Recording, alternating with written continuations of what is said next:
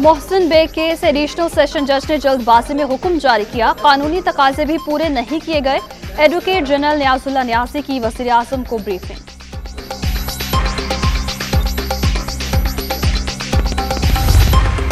Corruption बेनकाब करने पर गलीज़ ज़बान इस्तेमाल की गई। FIA को शिकायत कानूनी हक, कार्रवाई कैसे हुई, ये सवाल मुतालिका इदारे से पूछा जाए। मुराद सईद की प्रेस कॉन्फ्रेंस।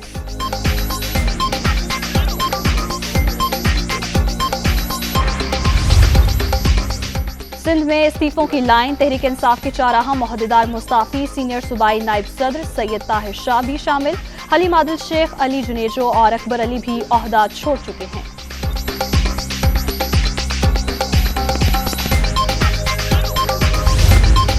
और PSL 7 में सनसनीखेज मुकाबले जारी। कदाफी स्टेडियम में पेशावर ज़ल्मी की इस्लामाबाद यूनाइटेड के खिलाफ बैटिंग।